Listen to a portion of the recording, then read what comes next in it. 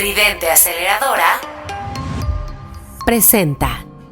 Cavernícolas, bienvenidos a esta cueva, al podcast para papás. Soy Omar Estrada. Esta ocasión, en este episodio, tengo como invitado a Alberto Tejeda, un papá tecnólogo, empresario, un papá de 2 generaciones de hijos de 20 y de 8 meses, y nos comparte su experiencia sobre cómo aprender a vivir la paternidad, cómo disfrutar el camino cotidiano de ser papá, cómo desarrollar el desapego con tus hijos y sobre todo, cómo ser papá en la adversidad y salir airoso, contento, pasando tu vida, tus decisiones, no solo en el dinero, sino, como él dice, en el amor y en el amor hacia la familia. Bienvenidos, espero que disfruten de esta cueva, de este viaje y de este invitado. Cavernícolas, el podcast para papás. Un espacio para navegar juntos en este viaje interminable de la paternidad. Acércate a la fogata. Bienvenido. Bienvenidos a la cueva en un episodio más del Cavernícola Podcast para papás. Y hoy tenemos un invitado que toca la paternidad desde 2 generaciones. 3 críos en 2 generaciones distintas y además es un jovenazo, un talentazo, ingeniero mexicano, empresario, que es además muy creativo con diferentes empresas vinculadas a la tecnología, a la innovación, al desarrollo de, yo diría, de sorpresas que van generando disrupción en diferentes industrias. Y un gran, además tiene uno de los últimos emprendimientos, se llama Tu Compa, una gran disrupción. Mi querido Alberto Tejeda, Beto, bienvenido a esta cueva para hablar de paternidad, para hablar de estas cosas que a veces nos apasionan también, que hemos tenido encuentros de qué padre poder ser papás, compartirlo y reflexionar sobre ello. Bienvenido, Alberto. Gracias, mi estimado Omar. Estoy de acuerdo, es un privilegio ser papá. Oye, y tú eres críos, contextualízanos un poco. ¿Tienes 3 críos? Sí, primero tuve 2 hijos, un niño y una niña. Cuando tenía 19 años nació el primero, y mi hija nació cuando yo tenía 20 años. Y luego a mis 40 años nació Rafaela, que es mi última bebé, que nació cumplió 8 meses hace una semanita. O sea, todavía se sigue disfrutando el llanto nocturno, Beto. No, se porta muy bien, la verdad que casi... Y llora súper poquito Rafaela, es muy bien portada. Bien, llegó feliz a la vida. Pues, Sí. ¿Cómo no? ¿Tu hijo mayor? Diego ya tiene ahorita 21 años. Isabel cumplió 20 en mayo. Y Rafaela 8 meses la semana pasada. ¿Cómo vives la paternidad en estos 2 generaciones, con 20 años de diferencia? Sí, completamente diferente en algunas cosas y sumamente parecido en otras. A ver, por ejemplo, mis primeros hijos no fueron, digamos, planificados. Yo estaba súper chavo, estaba en 6º semestre de la carrera en el ITAM. Entonces, digamos que no hubo una planeación. Sí teníamos esa ilusión de ser papás. Y incluso entre broma y broma decíamos que queríamos 2 hijos. Pero digamos, no había un plan. O sea, a mitad de la carrera en el ITAM, imagínate, iba bastante mal aparte en la carrera. No lo estaba disfrutando mucho. Como que no llevaba un rumbo, digamos, tan bueno. Yo no sé cómo lo verían mis papás en ese momento, pero yo siento que yo no llevaba un rumbo tan alentador. Y entonces justo en ese trayecto quedamos embarazados, ¿no? La mamá de mis hijos, de Isabel y de Diego, también estaba estudiando, ella es ingeniera en sistemas ambientales. Y ella también estaba en 6º semestre. Entonces... ¿A mitad de carrera? Sí, a mitad de carrera, los dos. Ella en 6º, yo en 6º. Yo estaba sufriendo el ITAM durísimo. O sea, sufriendo muy duro el pasar por ese proceso. Y entonces quedamos embarazados. Y para mí fue una noticia súper impactante. O sea, en primera porque no es algo que tienes planeado. Entonces, como que lo viví con mucho, ¿cómo decir? Mucha sorpresa. Yo diría incluso un poco negativo la primera parte, como que yo sentí que se me acababa la vida en ese momento, ¿no? O sea, yo creo que, digo, no sé, ¿no? Cada quien lo debe vivir de alguna manera diferente, seguramente, pero en mi caso, pues sentí que se me acababa la vida. O sea, traía los sueños de pues, salir de México, terminar la carrera, buscar una maestría. Me acuerdo que yo veía con mucha ilusión hacer algo en el MIT. Entonces estaba buscando información para irme al MIT saliendo de la carrera. O sea, todos esos planes que uno hace. Te truncaba la carrera profesional. Sí, completamente. O sea, hubo un momento, digamos, como eso como esa noche muy oscura, digamos, donde yo dije, creo que se me acabó, o sea, la regué y se me acabó la vida. Pero justo en ese proceso, yo estaba muy chavo. Hoy lo veo o sea, qué afortunado fui porque estaba muy chavo. Pero justo en ese proceso de análisis y de reflexión, llegó un punto que en mi vida he tenido varios puntos como ese. Llegó un punto como de reflexión profunda donde dije, a ver, esto está pasando. O sea, no hay vuelta de hoja, voy a ser papá, ¿no? Con todo el miedo y todas las sensaciones que tenía, pero dije, a ver, voy a ser papá a mis 19 años. Si estaba o no planeado, pues es algo que es secundario ya, porque es algo que va a pasar. Y como que mi reflexión más profunda fue que yo no podía sentir que la llegada de una nueva vida al mundo fuera una mala noticia, ¿no? O sea, como que no me cuadraba. No me cuadraba como, a ver, viene una nueva vida al mundo. No, eso no puede ser algo malo, ¿no? Entonces, partiendo de esa idea, como que cambié toda mi perspectiva de vida y dije, a ver, tengo que ser el mejor papá, ¿no? Y todo lo que veía como desventaja, ahora lo vi como ventaja, ¿no? Ahora tengo un motivo para ir mejor, para trabajar más, para ser una mejor persona, para darle el ejemplo a alguien. Entonces, sorpresivamente, en lugar de que mi vida se fuera para abajo, se fue completamente para arriba. Mis calificaciones mejoraron muchísimo. Creo que ya no volvía ni a reprobar, ni a dar de baja ni una materia. O sea, como que me enfoqué durísimo y la pasé muy duro en temas económicos. Eso sí fue durísimo. O sea, tuve que tomar 3 chambas en ese lapso de mi vida, a mis 19 años, trabajando 3 veces. De nada a trabajar mucho. Porque además eso se cumplía como esto que yo en la reflexión que llevo trabajando el tema de la paternidad, Beto, uno de los temas que culturalmente he encontrado más significativos para que el hombre en este contexto, en este país, y yo creo que en América Latina y en el mundo, no quiere entrarle de lleno a la paternidad tan fácilmente, es que desde que estamos chicos, desde que crecemos, culturalmente nos desincentiva la paternidad. Por esto que tú viviste, ¿no? El tema no le vayas a cagar. Sí. O sea, y pareciera que ser papá implica meterte en un problema. Sí. No más bien en un proceso de crecimiento personal, de construcción, de evolución, de desarrollo, de formación de familia, de un plan de vida.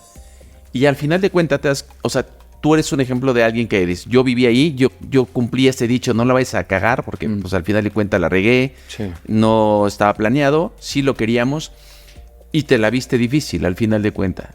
Pero lograste reponer, cambió tu vida, te volviste mejor estudiante, te enfocaste, a pesar de tenerte chambas. ¿Y cómo fue este proceso? O sea, al final de cuentas, la reflexión nos lleva a otro lugar. Por si alguien de nuestros cavernícolas que nos escucha, o lo está viviendo con sus hijos, o lo está viviendo en carne propia, ¿qué haces? ¿Qué haces en ese momento? ¿Cómo lo hiciste, Alberto? A ver, yo siento lamentablemente que tienes mucha razón en este tema, como en esta percepción, y es un fenómeno en el mundo. Justo hoy en la mañana, por puro accidente, estaba escuchando un podcast español que hablaba de cómo la población en Europa está disminuyendo y sigue disminuyendo. Y mucha gente no le quiere entrar a ser papá y lo ven con todas las desventajas, ¿no? De que, pues, tiempo, dinero, libertad. Yo creo que el principal tema a tomar en cuenta es desde mi óptica, el asumir la paternidad, ¿no? Porque hay gente que ya es padre o madre y que no acaba de asumir esa responsabilidad. O sea, como que siguen viéndose como una entidad viviente separada de sus hijos. Y para mí eso es un gran problema. Yo siento que no hay... A ver, en mi vida siento que no tengo una mayor satisfacción hasta el día de hoy que el ser papá. Pero también siento que no tengo una mayor responsabilidad. O sea, yo tengo 5 compañías y siempre que digo, a ver, mi mayor responsabilidad es ser papá. O sea, no siento como que primero soy el director de esta empresa o primero voy a hacer que esta empresa facture más o que la voy a llevar a otro país o a otro continente. Todo eso me reta, me gusta, lo disfruto. Poner nuevos negocios está padre. Pero ser papá es ser el encargado de una vida, ¿no? Y sobre todo al inicio de la paternidad, nos guste o no, pues esa vida depende de nosotros. ¿Entiendes? O sea, cuando es bebé, cuando es niño, cuando es una persona chiquita que no puede valerse por sí mismo, pues depende de ti. Casi que su vida depende de ti, ¿me entiendes? Sí, no, entonces, literalmente. Literalmente. Y por ejemplo, o sea, hay un filósofo que a mí me gusta mucho que se llama Yuval Harari, seguramente lo has leído, lo has escuchado. Él en uno de sus libros habla sobre que somos la única especie en el planeta que cría a sus siguientes generaciones hasta después de los 3 años. Hay algunos que siguen viviendo en sus casas hasta los 20, pero no, 30 o 40. Pero hay ocasiones donde, o sea, otras especies animales es, si en 3 minutos no te levantas a caminar, no te pones de pie, te regresas a la naturaleza. Sí. De acuerdo. O sea, pareciera que el humano nace frágil, ¿no? Nace vulnerable. Y yo siento que eso despierta el instinto paterno y materno de protección, de cuidado, ¿no?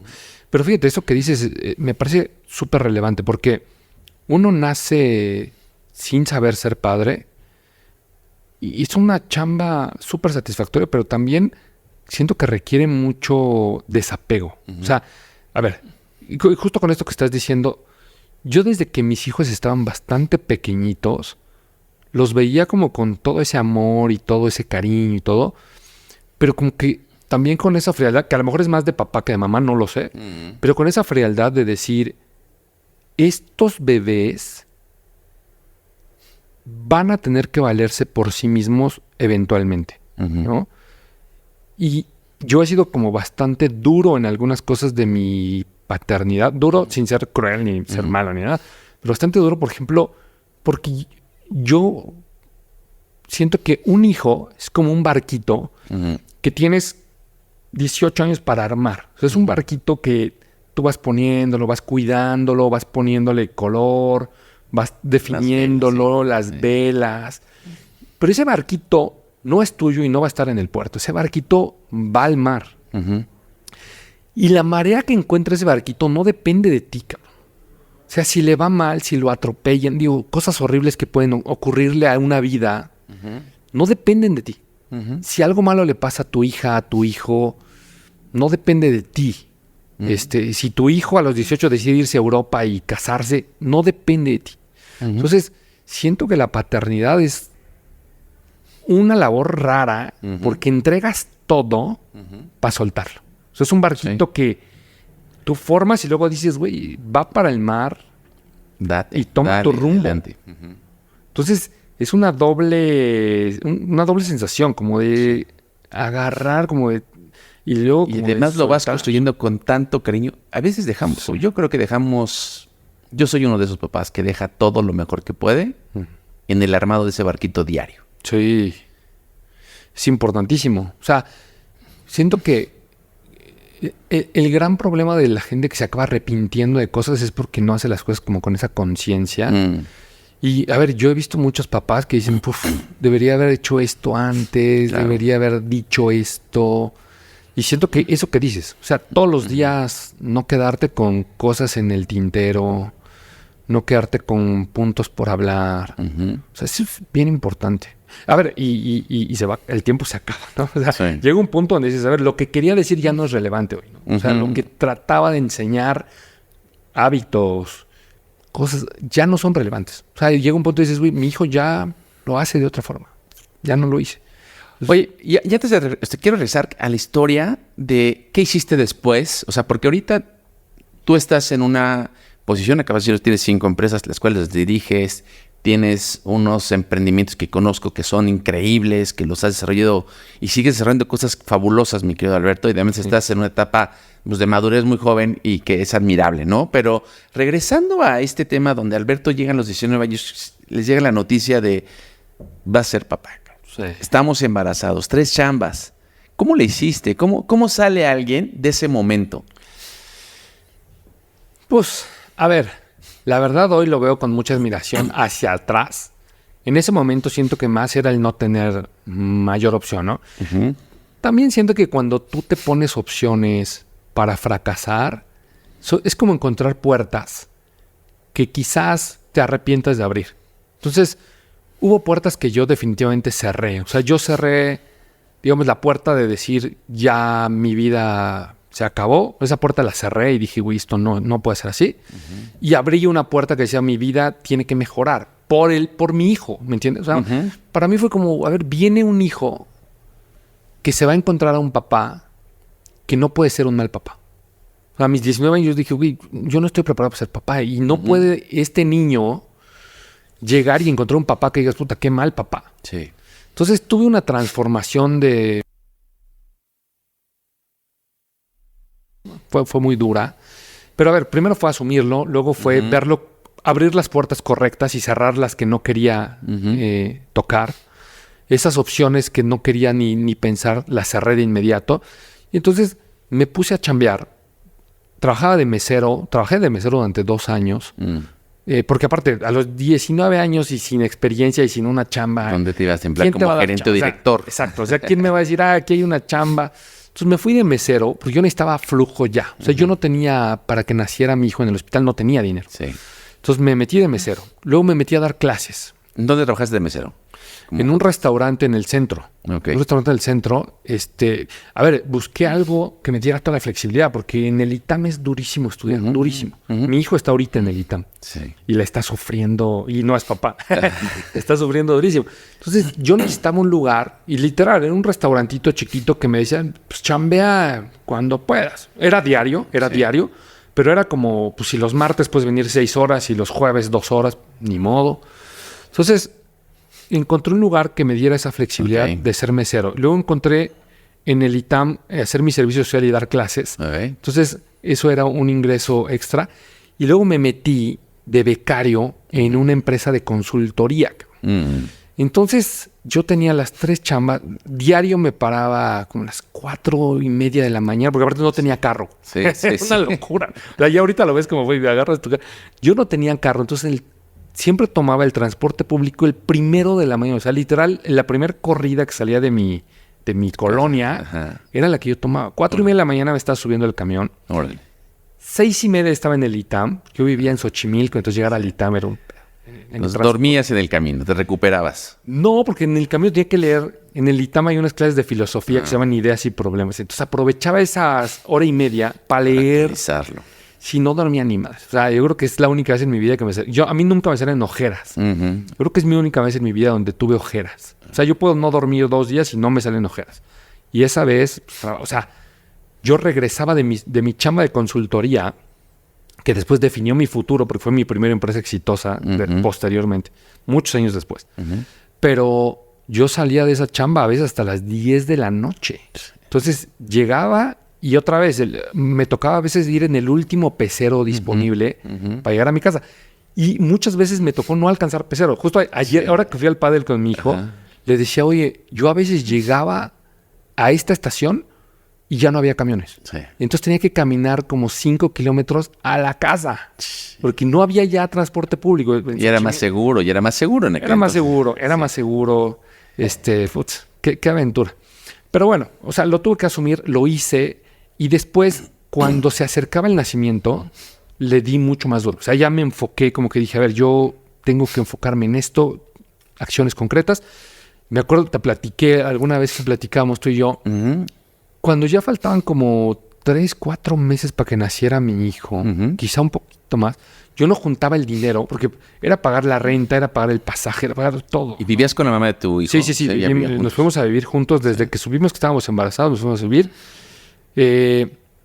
Yo no tenía el dinero para que mi hijo naciera. Uh-huh. Y yo no quería como exponerlo a que naciera en un lugar que no fuera seguro o algo, ¿no? Entonces fuimos a una clínica de paga que nos cobraba como... no me acuerdo, pero... Era dinero que yo no tenía. Sí. Creo que eran como 20,000 pesos en aquel momento, hace 20 años. Y era una clínica que después resultó que la dueña acabó siendo... La hija de la dueña acabó siendo amiga de mi hija Isabel. Pero muchos años, 15 años después. Sí. O sea, ya en el TEC de Monterrey se encontraron y dijeron, yo nací ahí. Y era la mamá. Increíble, ¿no? Esas casualidades de la vida. Pero total que no tenía el dinero. Y veo en el ITAM un cartel que decía Premio Nacional de Cuento de la Democracia en ese entonces no era el INE, era el IFE, el Instituto Federal Electoral. Y entonces yo dije, puta, justo el monto del premio eran 20,000 pesos al primer lugar. Era 20,000 pesos al que gane el primer lugar. Y yo dije, puta, yo no logro juntar el dinero que necesitamos para pagar la clínica, cabrón. Y entonces arranqué el papelito y me acuerdo que ese día yo terminé cansadísimo. Llegué a mi casa y me puse a escribir un pinche cuento, ¿no? O sea, yo dije, tengo que escribir ese cuento, cabrón, porque de ahí pueden nacer mi hijo. Sí. Quedaban como 4 o 5 días para que cerrara la convocatoria. O sea, literal estaba cerrando la convocatoria. Entonces, ese mismo día arranqué el papelito, llegué a mi casa, me senté en la computadora, todo madreado, y me puse a escribir el cuento. Era un cuento de mínimo tantos cuartos, o sea, toda la especificación, tiene que ir dirigido para niños, con un lenguaje que el niño entienda. Uh-huh. Entonces me inspiré, yo creo que más por la necesidad urgente de tener dinero me inspiré. ¿Antes ya había escrito cuento o algo? Me encantaba leer. Yo he sido lector, durísimo lector de poesía, de ensayo, de novelas. Me encanta la lectura, pero nunca había escrito. Entonces me inspiré, acabé como a la 1 de la mañana. Sí. Terminé el cuento ese mismo día. Al otro día le di una revisada un poco más fresca, como ver que faltas de ortografía, que si la coma, que si la palabra, tal. Y luego tuve que esperar un par de días porque yo no tenía el dinero. O sea, tienes que entregar 5 copias del... O sea, imagínate lo jodido que estaba, que no tenía el dinero para ir a una impresora, imprimir los juegos y enmicarlas. 5 copias, ok. O sea, no tenía el dinero para eso. O sea, ese era mi nivel de economía en ese momento. O sea, no tenía el dinero. Era el día. O sea... Literal, hubo veces que no tenía el dinero para el pasaje, güey. O sea, era muy duro mi situación. Entonces, tuve que esperar 2 días a juntar el dinero para imprimir los 5 juegos, enmicarlos y llevarlos el último día al Instituto Federal Electoral. Literal, llegué en el camión, me bajé en un sobre Manila que tenía que ir sellado todo. Llegué, lo entregué y la chica del Instituto Electoral me dijo, oye, eres el único que vino a dejar su cuento en persona. Todos lo mandaron.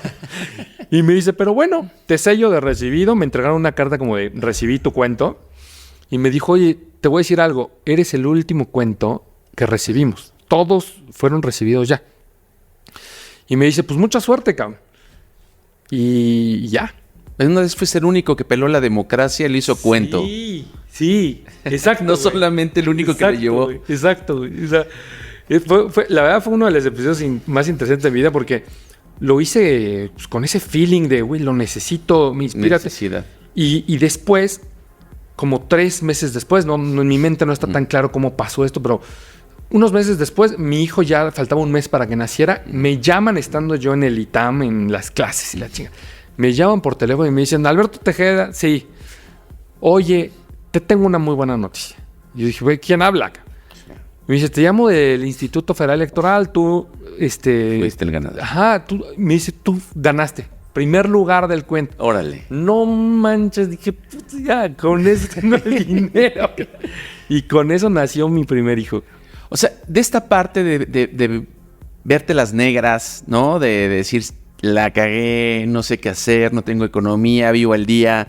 Sí. Trabajas 3 turnos. Encontraste camino, solución, te inspiraste de la necesidad, Alberto.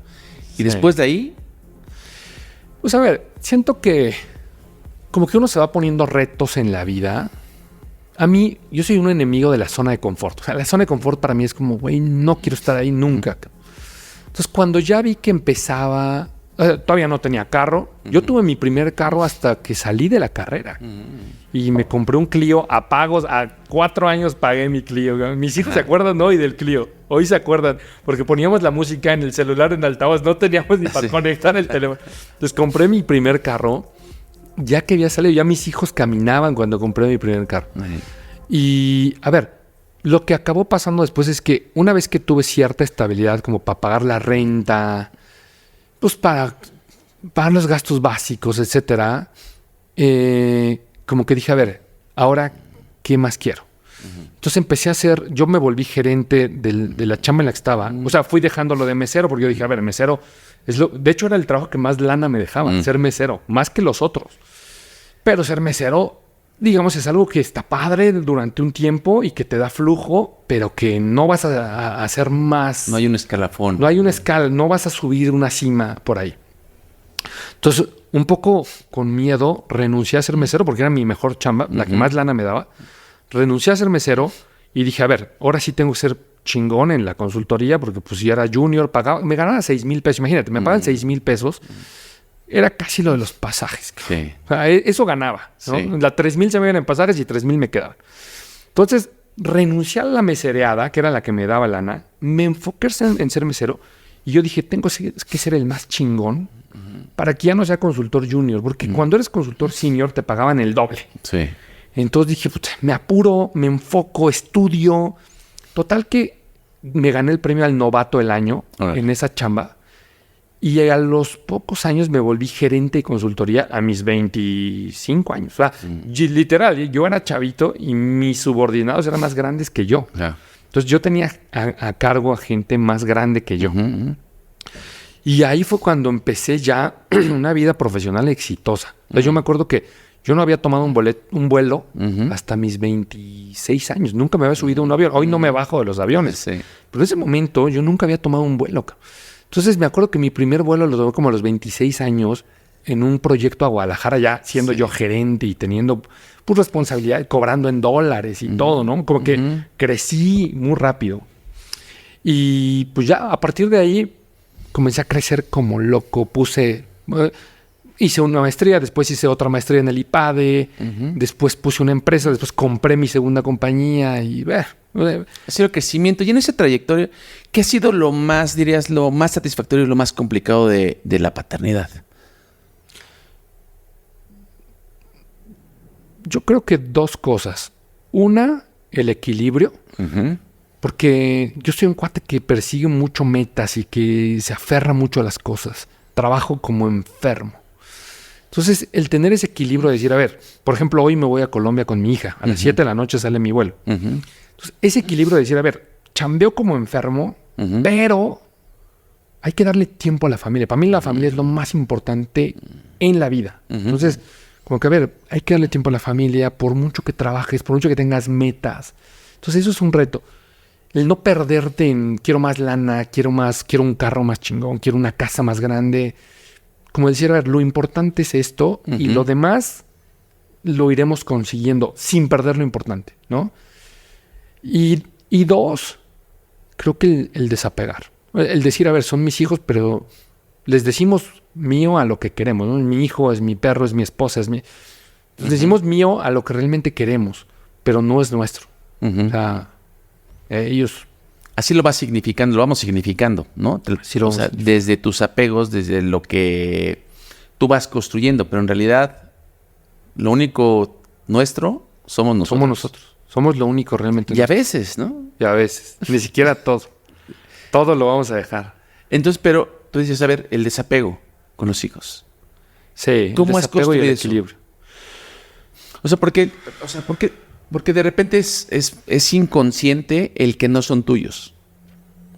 Los vives diario, los creces diario, les cambias el pañal, les das de comer, les llenas de ilusión, les motivas, los llevas, tu tiempo lo vas sacrificando o lo vas quitando para tus hijos, para tus críos. Sí.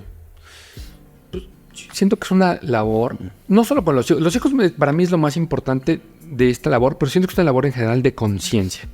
O sea, por ejemplo, yo he tenido varios puntos en mi vida donde hago estas reflexiones. Por ejemplo, te voy a platicar una muy rápida. Yo de chico fui muy miedoso. Hoy no soy casi nada miedoso. Pero de chico yo fui muy miedoso. De todo, del agua, de los animales, de los perros, de todo me daba miedo y lloraba. De chico, refiero entre 2 y 10 años. Sí. Entonces mi hijo es idéntico a mí. O sea, se parece muchísimo a mí en todo. En la estatura, en todo, es muy parecido. Entonces yo como que decía, pues yo no quiero que mi hijo sea miedoso. ¿No? Por su bien. Entonces hubo unos momentos de reflexión donde yo decía, si yo le transmito eso a mi hijo, él va a ser miedoso. Porque yo era miedoso. Y si yo soy tímido, él puede ser tímido.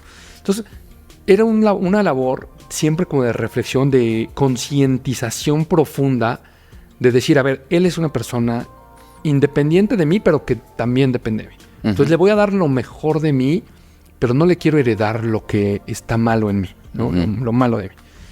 Entonces, por ejemplo, una vez andando en bici, mi hijo me decía, oye, me quiero lanzar en estos escalones, que se veía bastante peligroso. Él tenía como 10 años, chiquito.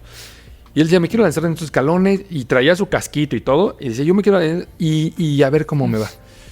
Y yo me acuerdo que yo lo vi y dije, puta, está súper peligroso. Y este episodio me ha pasado con mi hija. O sea, sí. Me ha pasado esto muchas veces en mi vida. Pero esta es la primera que yo recuerdo. Entonces yo me acuerdo que lo vi y le dije, oye, Diego, ¿estás seguro de que sí puedes? O sea, porque la fuerza, el manubrio, o sea, son varios escalones. Y me dijo, no, sí, yo me voy a aventar. De chiquito también siento que no mides bien el peligro. No, totalmente. Entonces Diego se aventó. Yo estaba así como esperando. Se aventó y se volteó. Y se puso un súper trancazo. O sea, cayó. Yo me acuerdo que yo me quedé así como con ganas como de llorar y de ayudarlo. Y como que, o sea, estuvo bastante aparatosa la caída. Pero yo como que dije, puta, si demuestro mi miedo, le voy a contagiar al niño. Entonces, como que me contuve, lo vi, no lloró, le dolió, se paró. Y entonces yo como que, puta, ¿qué voy a hacer? Porque a lo mejor sí se lastimó, se dio toda la vuelta. Entonces yo le dije, oye, Diego, puta, te falló, te agarraste, te frenaste. Y le dije, ¿cómo estás? Y me dijo, bien, sí me pegué y me lastimé. Le dije, puta, pues si quieres inténtalo de nuevo. O sea, pues ya viste cómo era, ya viste que te falló. Entonces como que con todo el dolor de mi corazón, como ese desapego de decir, puta, es que lo tiene que hacer. Sí. Entonces lo volvió a intentar y lo logró. Ay. Pero en ese momento, como que lo normal de un papá sería como, güey, ya te pusiste la mano. No lo hagas. O sea, te abrazo, te cuido, llora y ya viste que es peligro, ¿no? Y para mí fue como, puta, no, mejor inténtalo de nuevo porque después no quiero que te quedes con este miedo. Y esto me ha pasado cuando buceamos, cuando manejaron. Mis hijos manejaron a los 17 años. Yo dije, puta, van a chocar algún día, cabrón. Y eso no está en mi poder. Sí. Entonces, mejor ahorita que estoy aquí, que estoy vivo, maneja. Y maneja en estándar. O sea, eso es a lo que me refiero que he sido un poco duro, como que, güey, lo que pase tiene que pasar y mejor que pase mientras yo te pueda ayudar. Pero no sé si sea duro, o más bien con alguno de los cavernícolas invitados hablábamos del desapego, hablamos también de lo que les damos y a veces les restringimos, pero cuando lo restringimos lo hacemos porque somos nosotros. Es nuestra agenda, es nuestro costal, son nuestras creencias, son nuestros miedos. Sí. Y en realidad, y a veces no logramos controlar nuestras ansiedades, nuestros miedos, para que los hijos sean lo que tengan que ser, lo que puedan hacer. O sea, este tema de, o sea, al final de cuentas, ¿cómo lo hiciste tú para no decir, güey, no lo hagas? O sea, no te avientes, te vas a partir en 3 pedazos. Pero ¿qué hiciste en ese momento para decir, bueno, Sí. ¿Qué pasó en ti? ¿Te acuerdas? ¿O qué ha pasado en esos momentos de la buceada, en los momentos de son así tan particulares? Ves el riesgo y dices, pues, dale. Sí. Y con una hija, con una niña. Sí, con mi hija ha sido igual, más duro, con mi hija, porque uno ve a la mujer como con ganas de protegerla más, ¿no? Y siento que no necesariamente es así, ¿no? Mi hija, por ejemplo, es cinta negra en taekwondo, es bastante dura, tiene un carácter duro, es fuerte, pero la ves y es preciosa, Cuando ella empezó taekwondo era delgadititita, ahorita ya se ve un poco más fuerte, ya más grande, ya tiene 20 años, pero cuando empezó taekwondo era delgadititita, chiquita, finita, y verla competir y todo era duro Entonces para mí fue un ejercicio como de contención y de desapego, de decir, su vida no es mi vida, ¿no?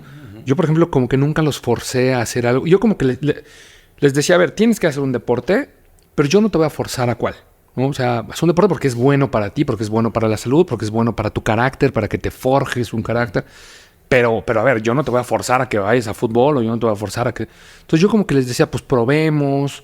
A mi hijo lo llevé a fútbol. Mi hijo era bastante tímido, entonces lo llevaba a fútbol y no quería. O sea, me acuerdo que la primera vez que lo llevé a fútbol, como que estaba como llorando, como no, y yo no quiero y tal. Y le dije, mira, pruébalo y si me dices que no te gusta, no te meto, o sea, no es a fuerza. Y salió del fútbol contentísimo, feliz. Y a mi hija con el taekwondo también tengo anécdotas súper duras con ella, porque la primera vez que mi hija compitió fue en la alberca olímpica. Y ella era, yo creo que la primera vez que fue competencia oficial, así de medallas, ¿no?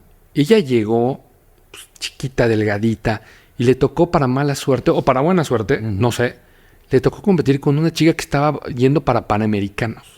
Y que ya era cinta negra, no era cinta negra, perdón, era cinta amarilla. Ella, mi hija también, de la misma cinta. Pero ella ya tenía mucho más experiencia. Ya está. Yo me acuerdo que fue súper duro para mí porque le pusieron una paliza impresionante a mi hija. Que se me hace como... chinita la piel. Para mí fue una gran lección de vida. Porque... como que mi hija nunca dejó como de luchar. Ajá. Y, o sea, esa vez perdió la competencia. La perdió, obviamente. Era su primera competencia, ya perdió. Pero creo que pocas veces he estado más como orgulloso. Oh. O sea, como que a veces uno siente que está orgulloso cuando su hijo triunfa. Sí.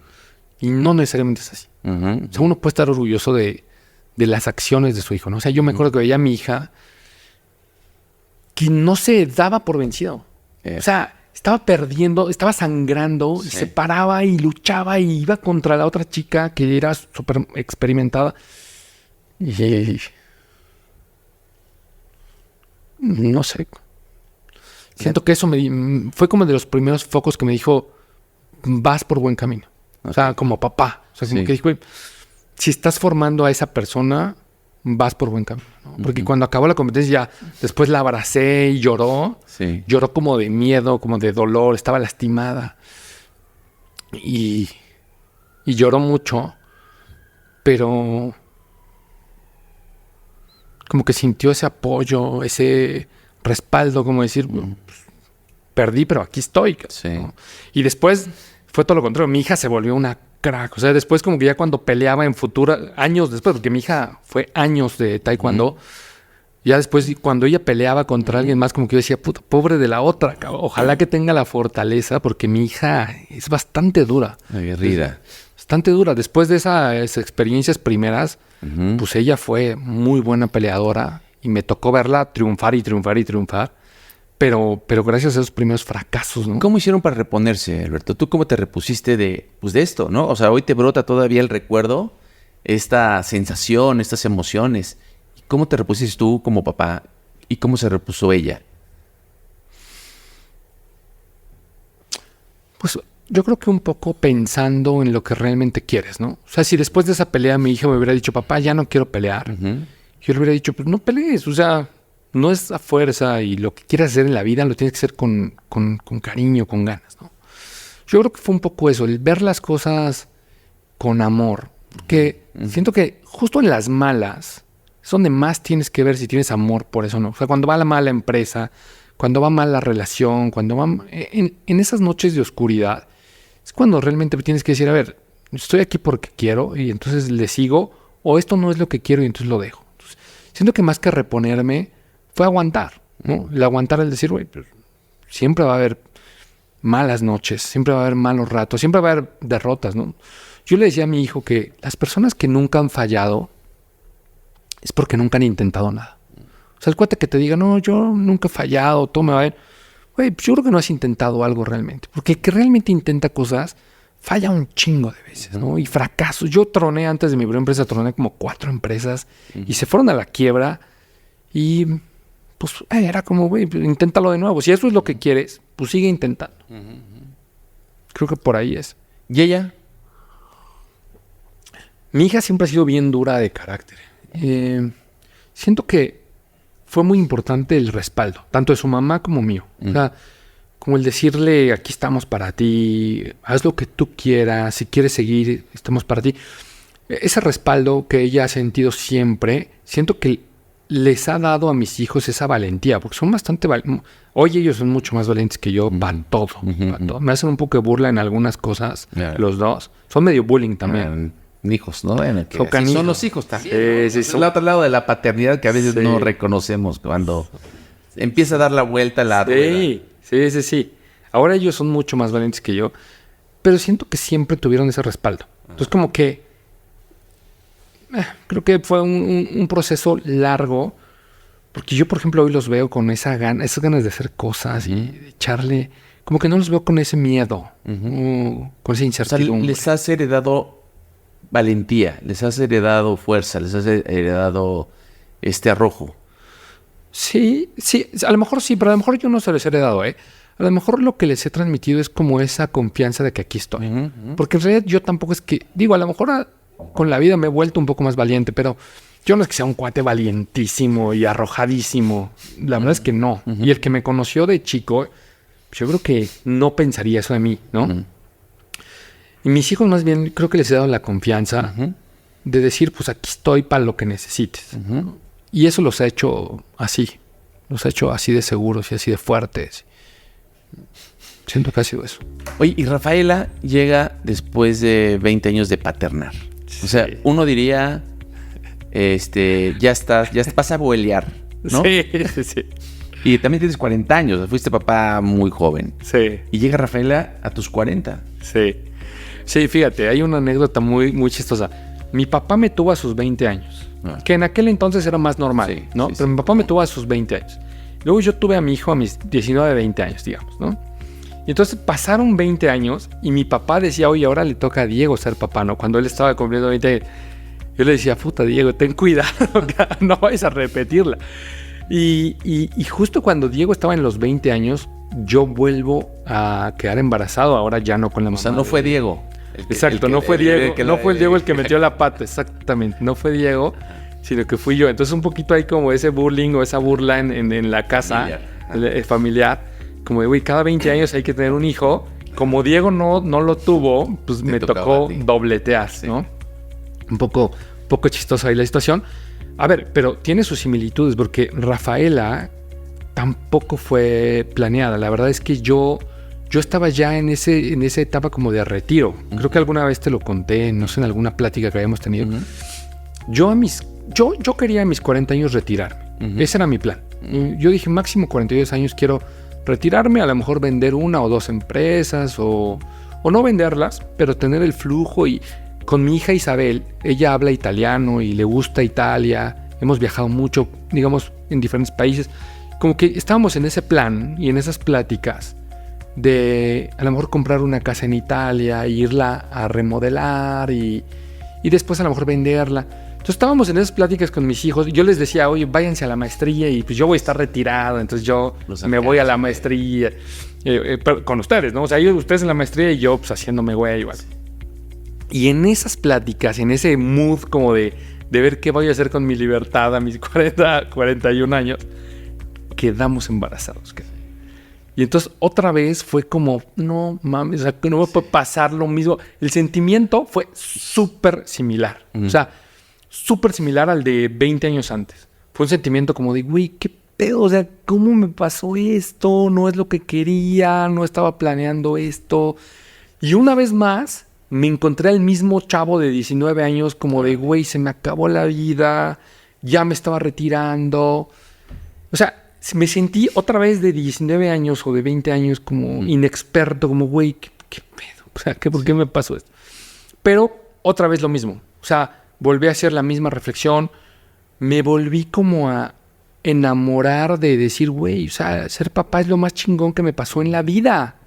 Y voy a ser papá y voy ya desde una óptica muy diferente, con una situación económica muy distinta. Entonces como que dije, ahora tengo todas las ventajas para ser papá. Todas las ventajas para ser papá. Entonces como que asumí otra vez esa realidad, ¿no? De, a ver, esto está ocurriendo, vas a ser papá, ¿no? Y otra vez, ¿no? Cerrar las puertas que dije, a ver, esta puerta no.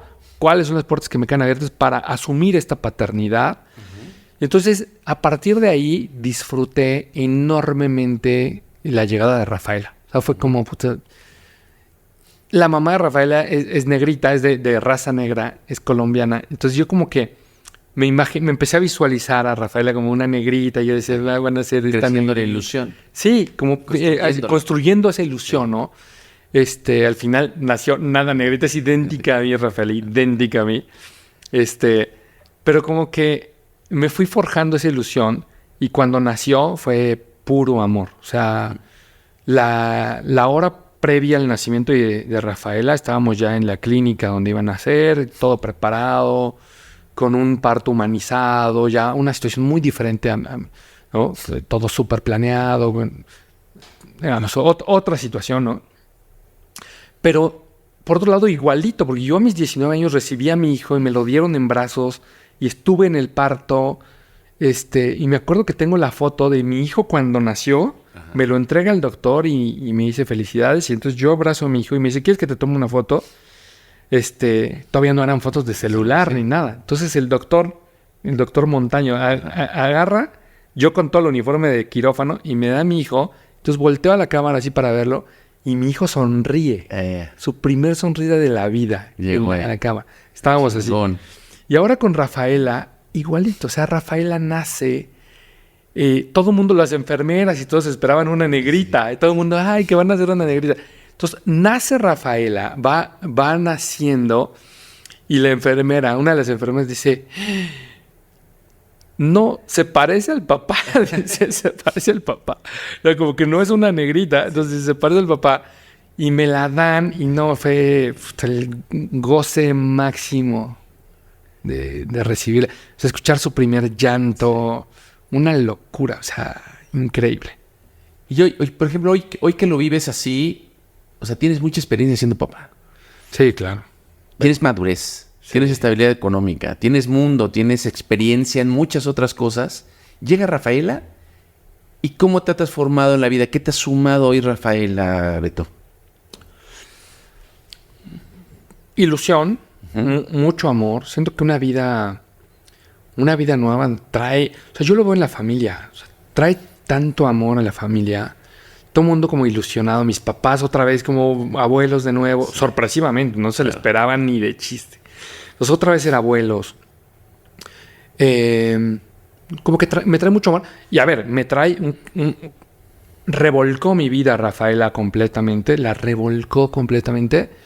Y ahora estoy otra vez como en el mood de la chamba. En el mood de... A ver, estoy aquí otra vez para una nueva vida. Otra vez a cambiar pañales, a preparar la leche. Entonces me trajo como mucho amor, mucha ilusión.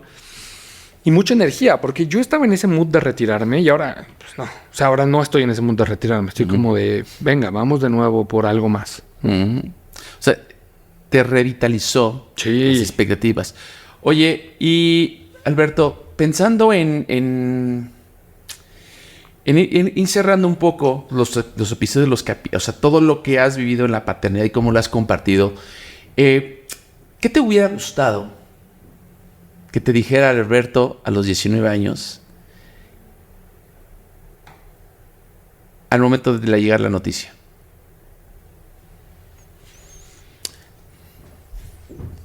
A ver, siento que ya viéndolo en retrospectiva lo hice muy bien. Viéndolo en retrospectiva lo hice muy bien. Casi impecable. La verdad, de los orgullos más grandes que tengo es, digamos, las acciones y las reacciones que tuve en ese momento.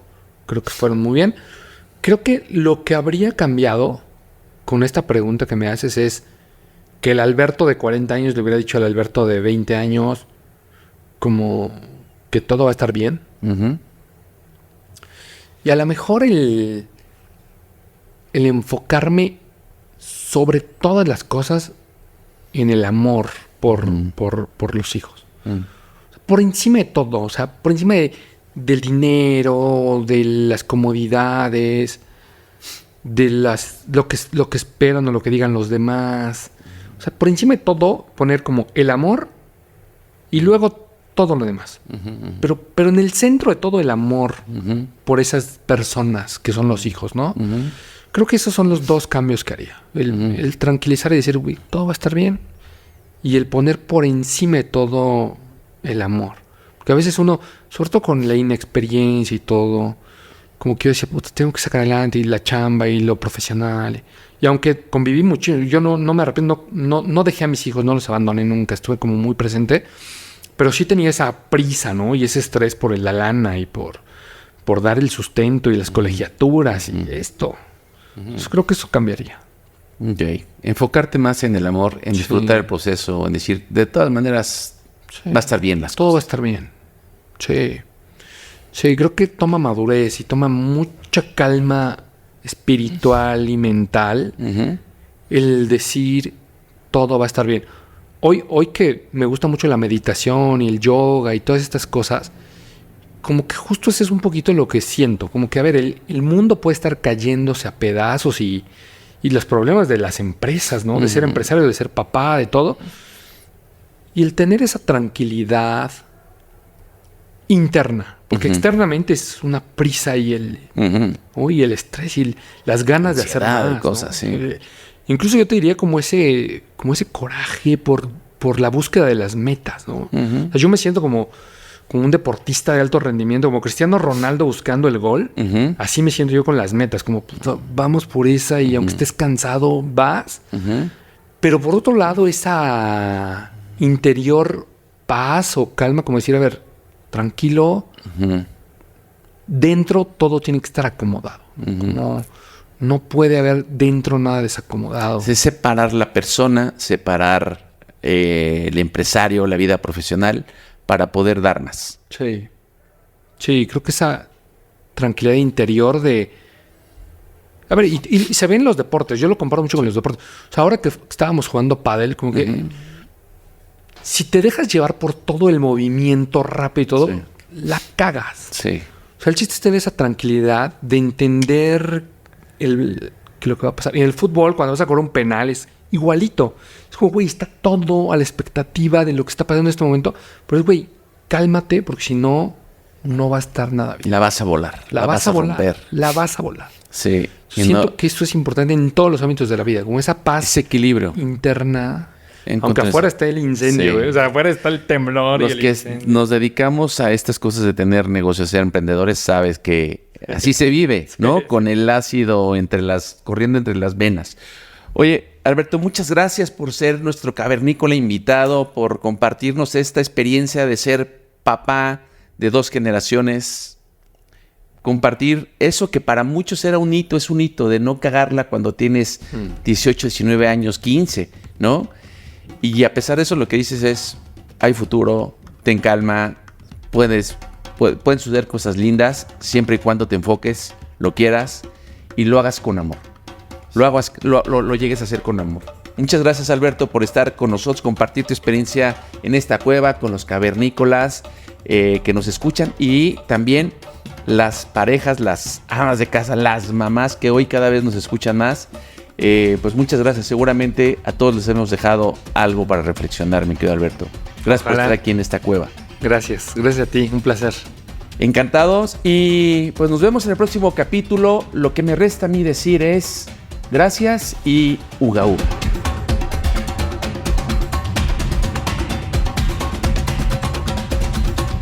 Cavernícolas, el podcast para papás. Tridente Aceleradora presentó.